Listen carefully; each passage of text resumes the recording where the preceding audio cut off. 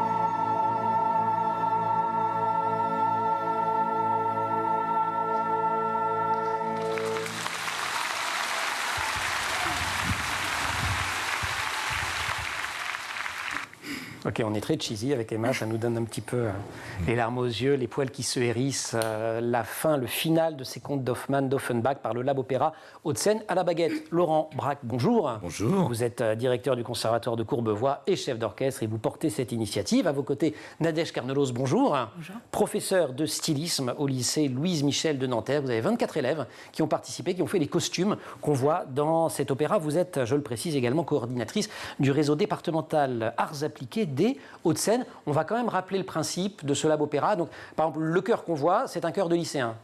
Alors, le chœur que l'on voit devant l'orchestre est un chœur de lycée. Voilà. Et sur scène, ce sont des chœurs des choristes qui viennent de différents chœurs de la région parisienne.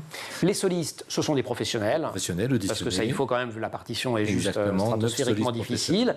Et les orchestres, c'est encore des jeunes. Exactement. Alors, ça va d'élèves du conservatoire, passant par des amateurs, et puis quelques professionnels qui viennent dans la dernière ligne droite. Et alors, je parlais à Nadège des costumes, puisque vous êtes prof de stylisme, mais tout ce qui est décor, etc., la communication... Exactement. C'est fait par des lycéens. Voilà, opéra coopératif.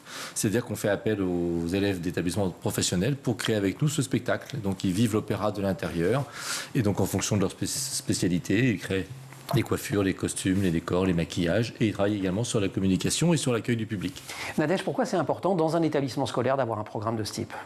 Pour intéresser les jeunes, tout simplement. Surtout nous, en lycée professionnel, on essaye toujours de faire des projets qui sont plus proches de leur métier et essayer de les faire rêver un peu. Là, c'est vraiment un projet forcément extraordinaire et se leur montrer le meilleur du métier, tout simplement. Vous, ça fait 3 ans ? Oui. Vous avez eu des évolutions, vous-même vous le prenez différemment le projet d'ailleurs, il y a des choses que vous faites différemment d'il y a 3 ans. On commence à être à l'aise avec Laurent, à avoir constitué une équipe, on l'a étoffé aussi l'équipe, elle commence à s'agrandir chaque année, forcément ça crée une émulation et de plus en plus de gens participent et nous on commence à proposer aussi, à s'intégrer de plus en plus dans la création des modèles, bien que déjà dès le début on le faisait avec le metteur en scène, mais là voilà, on est vraiment force de proposition dans le projet avec les jeunes. Vos élèves, quand vous leur proposez de participer à ce projet, l'opéra, ils y ont déjà été, ils connaissent, c'est un univers qui... Non, voilà. Non, c'est un public... La première réaction, c'est quoi ? Ils pensent qu'ils vont jamais y arriver. Surtout que nous, alors on a une petite particularité à Louise Michel, on fait du métier de la mode vêtements, c'est-à-dire qu'on fait du prêt-à-porter. On n'est pas forcément... Oui, donc sur l'artisanat, la haute couture, etc. Ouais. Et on n'est pas vraiment dans le métier du spectacle. Mais justement, là était le challenge au début quand on a accepté le projet, mais c'était pour leur montrer les métiers qui gravitent autour. Donc ça leur a fait peur aussi à cause de ça, parce que c'est pas le métier qu'ils préparent directement, mais qu'ils pourraient obtenir un jour. Donc c'était double challenge pour eux. Double challenge. Laurent, ça fait longtemps que vous le portez. Je précise que des labs opéra, il n'y en a pas que dans les Hauts-de-Seine. Hein. Non, il y en a pas. C'est né à Grenoble, c'est ça, si je me souviens bien ? Exactement, c'est né à Grenoble. Ça s'appelle la Fabrique Opéra. Patrick Souillot qui a créé cette belle aventure, et ça fait maintenant 16 ou 17 ans. Et puis il a essaimé un peu le projet en proposant à différents chefs d'en prendre une partie. Donc moi j'ai le territoire nord-ouest de Paris.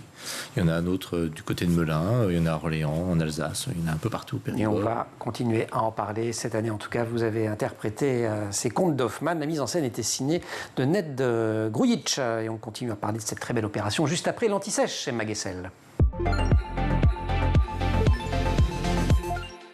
Emma, bonjour. Bonjour Emmanuel. On va rester à l'opéra puisque l'actu que vous nous avez choisi pour aujourd'hui, c'est la sortie de la saison 2 de Ça résonne en nous, un podcast proposé par l'Opéra de Paris que vous êtes allé découvrir en avant-première à l'Opéra Garnier. Mais oui, il y a des moments comme ça qu'on n'oublie pas, et avoir l'opéra quasiment pour soi, le plafond peint par Chagall uniquement pour soi, et voilà, pour découvrir ce podcast, je n'oublierai pas ça. Alors, avec quelques autres privilégiés, on nous a donc distribué un casque à l'entrée pour qu'on puisse écouter les 2 premiers épisodes tout en déambulant librement au sein du Palais Garnier. Et c'est un podcast qui nous plonge au cœur d'Opéraprentis, qui est un projet que mène l'Académie de Paris, joli lapsus, enfin sur une chaîne comme la nôtre, c'est pas très grave, l'Académie de l'Opéra de Paris depuis 2018, dirigée par Myriam Mazouzi. Elle nous avait raconté d'ailleurs ce projet ici même sur le plateau de La Quotidienne. Absolument. Le principe, c'est donc de permettre à des jeunes adultes en apprentissage, soit en CFA, qui sont des centres de formation d'apprentis, soit des jeunes en lycée professionnel, de venir découvrir l'opéra.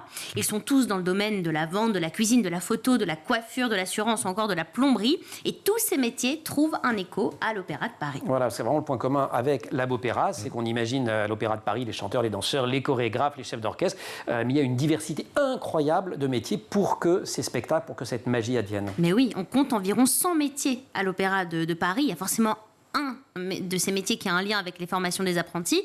Donc, les équipes pédagogiques de chaque établissement collaborent avec des artistes, des musiciens, des metteurs en scène de l'opéra, et avec ces élèves, ils conçoivent des projets, des ateliers qui entrent en résonance avec la formation des apprentis. Et le podcast, dont la saison 2 vient de sortir, propose justement de suivre ces ateliers. Absolument, c'est Nicolas Lafitte qui les suit, il est auteur, chroniqueur, il a interviewé pendant plusieurs semaines des apprentis, et c'est super intéressant parce qu'on voit comment ces jeunes, pourtant de prime abord si éloignés du lieu et de l'ambiance de l'opéra, s'approprient justement le lieu, le découvrent, assistent pour la première fois pour certains à un ballet ou un opéra et s'en émeuvent. Et à l'avant-première à laquelle j'ai assisté, j'ai vu des jeunes se reconnaître dans le podcast, en être émus, fiers, se faire un peu chambrer par les copains, mais tous ont vécu une expérience formidable, ça se sent, et tous en ressortent grandis. Il y a vraiment cet aspect formidable de se dire l'opéra c'est aussi pour moi. Ce qui me semblait élitiste, peut-être totalement éloigné de mon milieu social, c'est aussi pour moi, je peux y aller et je peux même participer à son développement, et ça c'est vraiment chouette. Génial, on peut néanmoins écouter ce podcast sans visiter l'opéra, voilà. C'est magique aussi. Les 3 épisodes, premiers épisodes sont disponibles partout ? Sont disponibles partout. Moi j'avais pu donc découvrir les 2 premiers épisodes, depuis donc un 3e est sorti, et chaque lundi un nouveau sortira jusqu'au 3 juillet. J'ai cité Nicolas Lafitte, mais il faut aussi citer le super travail sonore de Samuel Hirsch, et mention spéciale à la compositrice La Chica, dont on entend la musique tout au long du podcast, et qui a proposé une réinterprétation de la Traviata de Verdi. Pas mal. Je ne fais pas chanter la Traviata ? Mais non. Vous ne perdez rien pour attendre. Grand oral. On passe de l'Opéra de Paris au Lab Opéra Hauts-de-Seine. C'est exactement la même philosophie. Ils vont nous le dire. Des dizaines de lycéens, essentiellement professionnels, engagés cette année encore dans le Lab Opéra Hauts-de-Seine. Je vais tous les citer. À la communication, les lycées Paul Pinlevé et Paul Lapie de Courbevoie. Au maquillage des solistes, le lycée professionnel Vassili Kandinsky de Neuilly-sur-Seine et l'IFPM de Nanterre. Au costume, le lycée professionnel Louise Michel de Nanterre et le lycée polyvalent Jules Verne de Sartrouville. Enfin, au décor, le lycée professionnel de Prony, c'est à Asnières-sur-Seine. On parle un peu de la manière dont ils ont travaillé. D'ailleurs, on a entrevu les costumes en tout début d'émission. C'était une ambiance steampunk, c'est ça, cette année? Oui, alors c'est Ned Grugic, notre metteur en scène. On a vraiment suivi la méthodologie pour créer des costumes d'opéra. On a questionné le metteur en scène. On lui a proposé des planches de tendance. On a dessiné avec les élèves. Il a validé les tenues. On a acheté les tissus. Puis on s'est lancé sur les toiles. On a fait les essayages avec les solistes. Ça n'a pas été une mince affaire avec les trois.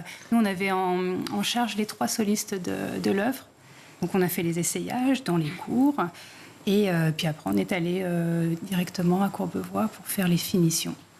Dans les changements que vous voyez, je vais vous poser la question à tous les deux, parce que ça fait longtemps que vous suivez ou vous accompagnez ce dispositif. Vous avez commencé par parler de... Voilà, leur première réaction, c'est « j'y arriverai jamais ». L'avant-après, une expérience comme Lab Opéra pour les élèves, c'est quoi ?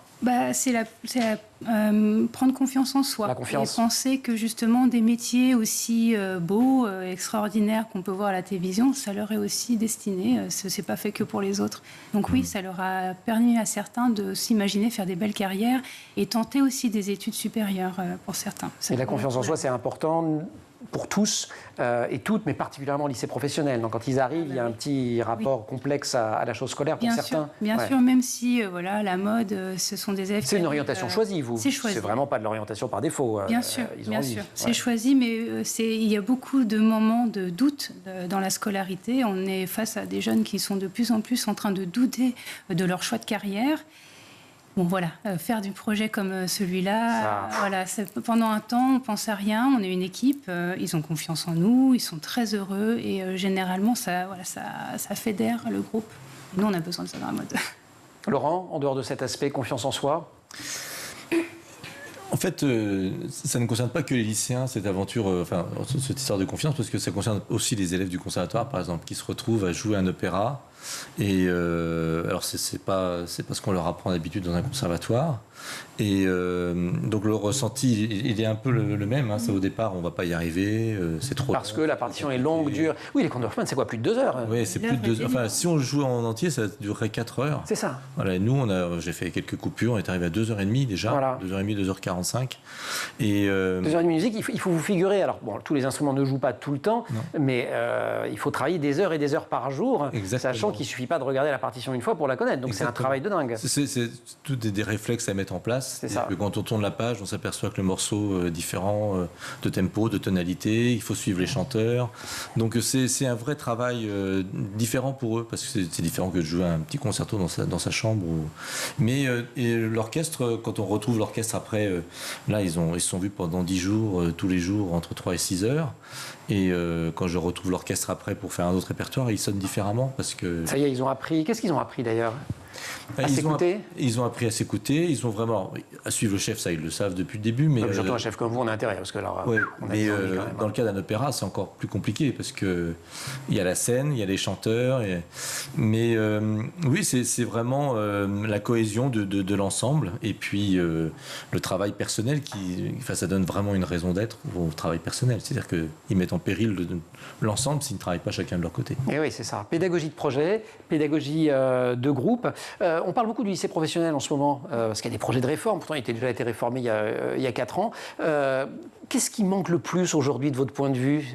C'est le moment de passer les messages, ça n'a pas encore été réformé. Je ne veux pas dire des bêtises. Alors, vous ne voulez pas dire le salaire. Projets. On va commencer par la rémunération des enseignants. C'est moi qui le dis, parce que regardez, quand même, c'est pas génial, surtout au niveau européen. C'est fait, maintenant. On va faire plus de beaux projets comme Laurent nous propose. C'est ça, d'avoir ces possibilités de tisser des liens. Comme je vous disais, je crois que le plus difficile pour nous aujourd'hui, enseignants, c'est d'intéresser les jeunes, faire en sorte que le jeune il suive sa formation sur les 3 ans avec nous en bac pro. Et en faisant du projet. Le garder ? Le garder. Il y a des abandons, c'est ça ? Même dans des filières choisies ? Bien sûr. C'est vraiment l'élément principal auquel on a à faire face aujourd'hui, c'est la déscolarisation de certains. Donc, Voilà. 6 lycées, 9 solistes professionnels, 55 choristes amateurs, 65 musiciens amateurs et professionnels. C'est la fine équipe du Lab Opéra Hauts-de-Seine. On va continuer à en parler juste après la récré. Récré en musique, forcément aujourd'hui. Et oui, c'est moi qui garde la parole, c'est pas la récré d'Emma. Avec ce deuxième extrait des contes d'Hoffmann. Et si on a de la chance, notre diva à nous va prendre le relais.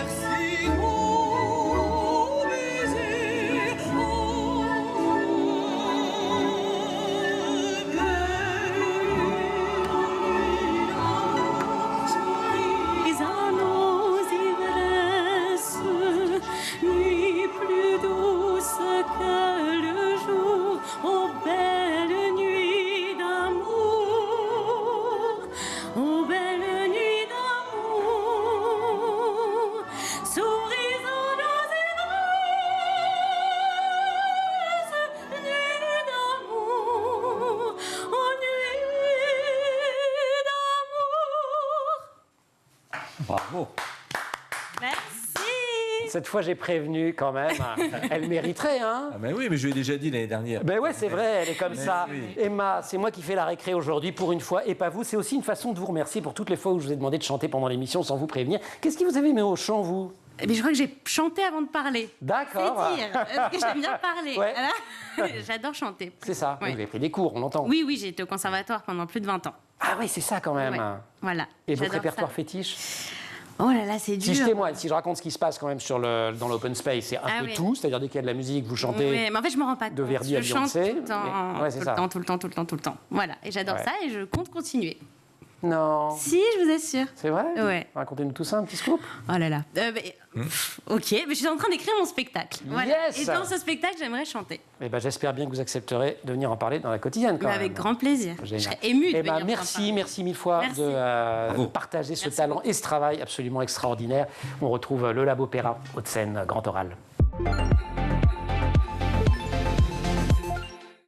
Jacques Offenbach, ils sont tous. Mais vous lui dire, on va le dire à l'antenne. C'était Oui, magnifique. c'était trop Merci. cool. Ouais, est-ce que je Merci. trouve les bravos, moi je suis pas sympa. J'étais quand très même. stressée quand même. C'est vrai, parce qu'il hein me fait faire des choses ici quand même. Ben ouais, mais c'est parce que vous les faites merveilleusement. Jacques Offenbach n'avait jamais vu ces contes d'Hoffmann de son vivant, puisqu'ils ont été créés après sa mort, en 1881, à l'Opéra Comique. Et c'est devenu un des opéras français les plus joués dans le monde. Et le Lab Opéra Hauts-de-Seine s'en est emparé cette année pour son spectacle annuel. On en parle donc avec Laurent Braque et Nadège Carnelos. Il y a cette idée d'amener à l'opéra des publics qu'il fréquente peu. Vous avez joué dans des centres commerciaux? Oui, alors on J'ai a un vu ça sur partenaire Internet. Oui, exactement. On a un partenaire qui est Westfield de la Défense. Ouais. Et donc, en contrepartie, nous, on a la possibilité de venir jouer. Alors, il y a un espace qui s'appelle la Clairière. Et donc, on s'installe une semaine avant l'opéra. On s'installe, on reste peut-être 1 heure, 1 heure et demie. Et on fait des extraits de l'opéra qu'on va jouer. Voilà, et donc le public s'arrête. Ouais, non, c'est original. Ça a amené la musique dans un lieu dans lequel on n'imagine pas entendre de l'opéra. Et les réactions du public, j'imagine, bon, parce que l'opéra, enfin, surtout les contes d'Hoffmann, qui sont un opéra assez connu, comme Carmen, comme la Traviata, ça, en vrai, ça parle à tout le monde. Exactement. Les gens l'ont déjà entendu. Oui, alors ils a- attendent tous à Barcarolle pour Oui, ça c'est clair. cacher. Mais La Barcarolle, c'est le Nuit d'amour là, qu'on vient d'entendre. exactement. Connu. Mais Voilà. Et alors, il faut attendre longtemps, parce que ça arrive quand même plutôt vers la fin. oui, c'est ça. C'est ça. Mais oui, alors, enfin, le public est très réceptif. D'abord parce qu'ils ne s'attendent pas à voir ça dans un centre commercial. Mais puis je crois que ils doivent ressentir l'ambiance un peu particulière du projet, c'est-à-dire que c'est très fédérateur, que c'est multigénérationnel aussi, puisque dans l'orchestre il y a des jeunes étudiants, dans le chœur il y a des personnes un peu plus âgées.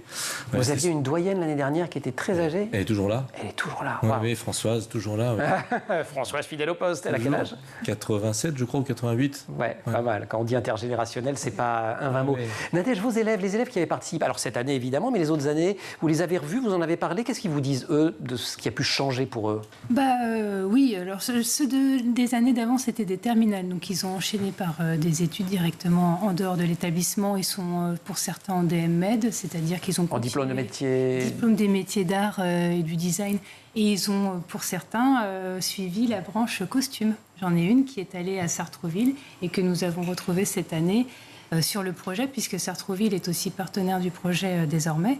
Donc oui, il y a une continuité, puisqu'elle était présente ce jour-là. Et pour celles ou ceux qui n'en ont pas fait une idée d'orientation, malgré tout, il y a un avant, un après? Bien sûr, bien sûr. Ils sont très fiers d'en parler, très fiers de revenir et d'en discuter. C'est une expérience qu'on a vécue. Et, oui, c'est un marqueur, en fait, dans une scolarité. J'adore ça, les souvenirs. C'est une collaboration Éducation nationale culture. Vous-même, vous coordonnez le réseau arts plastiques, arts appliqués, autant pour moi, dans les Hauts-de-Seine. C'est pas si fréquent que ça, les collaborations entre ces deux structures-là au niveau national. Ne prenez pas cette terre. Désolé, c'est moi qui le dis. C'est comme pour le salaire. Je prends les mauvaises nouvelles. Vous pouvez être tranquille, respirer. Personne ne va vous embêter. Moi, je le dis. C'est pas si fréquent. On va essayer de le prendre en positif parce qu'ici, c'est vrai qu'on aime plutôt prendre les choses en positif. Est-ce que vous auriez des conseils, des idées à donner à des collègues à vous, alors soit dans le monde de la culture, soit dans le monde de l'éducation, qui hésiteraient à se lancer ou qui auraient du mal parce qu'effectivement, c'est pas toujours évident de faire dialoguer les institutions? Un conseil à donner? Ouais. Le premier, en positif, le secret de la réussite. Le premier, c'est d'y croire. Ouais. En fait, nous, en tant que professionnels, que ce soit les enseignants ou nous, ou les musiciens, on est là pour amener tous ces jeunes amateurs vers une situation professionnelle. Moi, ce que je fais avec les élèves du conservatoire, c'est les mettre en situation de musicien professionnel. Voilà, donc il faut juste y croire. Il faut se donner le temps pour le faire. Parce qu'avec des amateurs, ça prend toujours plus de temps. Mais si on y croit, ça fonctionne. Nadège ? Quels sont les obstacles qu'il faut lever pour réussir des collaborations harmonieuses entre des établissements de l'éducation nationale et des établissements culturels, qui sont des établissements publics par ailleurs, hein, on n'est pas en train de... Le plus gros du problème, je pense que c'est qu'on a peur que ce soit chronophage et perdre beaucoup de temps à le faire, mais finalement... Et ça prend du temps en vrai. Ça prend du temps, il faut dire les choses comme bien sûr, il faut sont. donner quand même du temps au projet pour qu'il soit concrétisé, mais on est toujours gagnant, puisque forcément, on va moins travailler sur la discipline, moins travailler sur l'implication, sur les autres travaux. Les choses qu'on fera après passeront plus facilement parce qu'ils nous auront fait confiance lors d'un projet. Donc c'est ce qu'on appelle le temps perdu gagné. C'est-à-dire on a l'impression d'en perdre un peu d'un côté, mais en fait on va en gagner beaucoup et on gagne de la qualité surtout, c'est ça. Tout à fait. Vous deux, ça vous change quoi ce projet? Parce que ça fait des années que vous le faites. Qu'est-ce que vous aimez là-dedans? C'est le défi et puis justement permettre à ces élèves de lycée professionnel de sortir du lycée et là ils viennent saluer à la fin du spectacle, ils font partie prenante du projet. De la production du projet. Oui, et puis là ils ont même chanté le final avec nous devant, donc c'est pour ça que je fais ce métier, c'est pour permettre à des amateurs de voir ce que c'est d'être sur scène. Si on n'aime pas ça, il ne faut pas le faire, mais voilà, moi j'aime profondément ça. Nadège? En fait, c'est jamais pareil. Hein. Donc, on n'a pas cette impression de redite. Nous, on s'amuse chaque année différemment. Et les jeunes sont toujours différents aussi. Donc, pour nous, c'est une nouvelle équipe, nouveau challenge. Au cas où nous viendrait l'idée de vous réinviter en saison 3, c'est quoi l'opéra de l'année prochaine? Alors, c'est un violon sur le toit. Un violon sur le toit. Ah, génial. Ouais. Un violon sur le toit. Formidable, très belle comédie musicale. Il y a une version cinématographique. Exactement. Oui, avec évidemment son nom va m'échapper. Topol, l'acteur c'est Topol, et il est décédé en mars là. Dommage, violon sur le toit. Bon, ça va être truculent.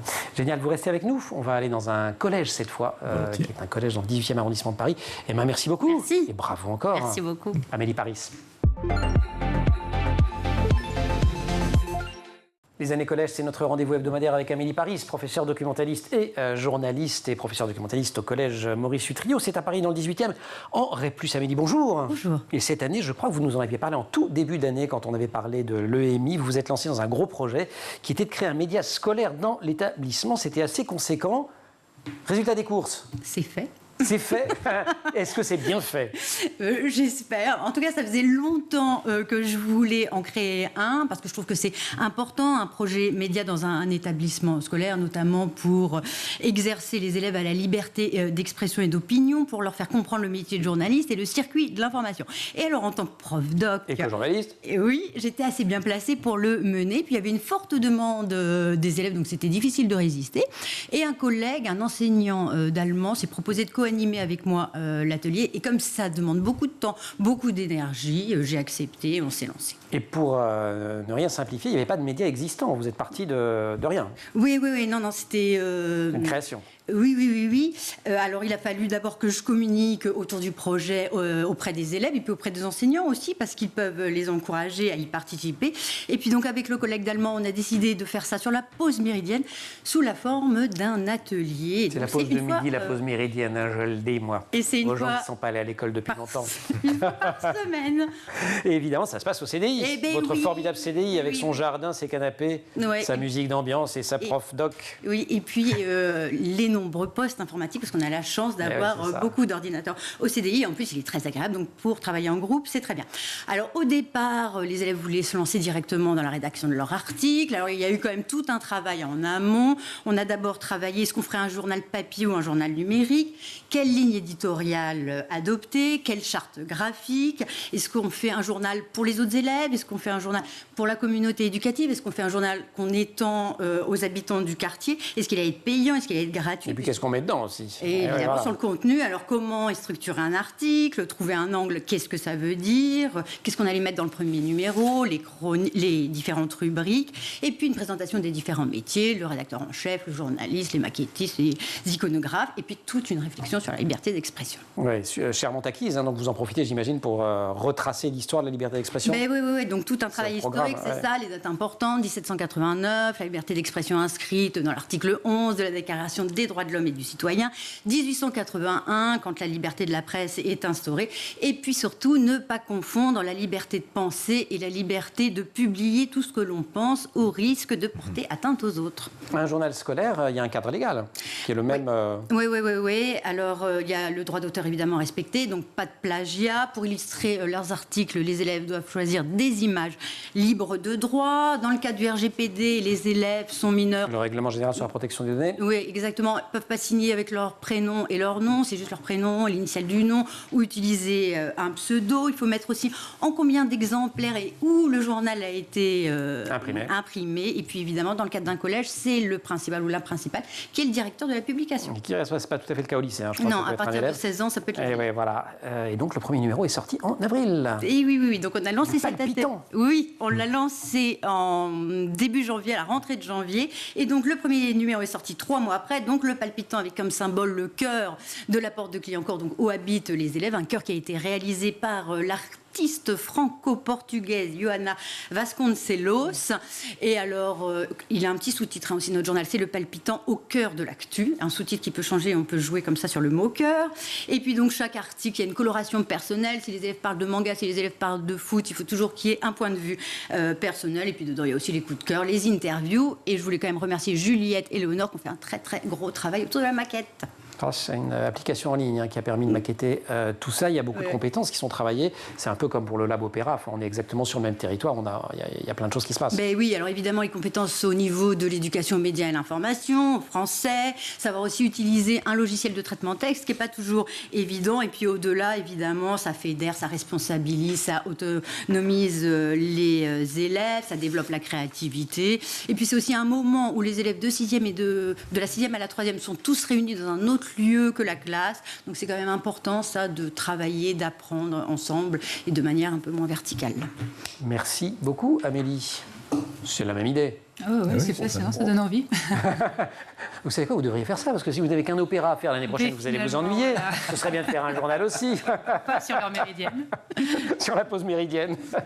Merci beaucoup à vous deux. Rendez-vous l'année prochaine, Laurent Braque, Nadège Carnelos, pour donc, le violon sur le toit par le Lab Opéra Hauts-de-Seine. Amélie, rendez-vous la semaine prochaine. Et puis je signale quand même que si vous voulez voir alors, la version longue des contes d'Hoffmann, il y a une mise en scène de Robert Carsen qui est reprise à l'Opéra Bastille. Ce sera du 30 novembre au 27 décembre avec Pretty Yende dans le rôle d'Olympia. Et ça réjouira les amateurs d'opéra, les amatrices, parce qu'elle est absolument extraordinaire.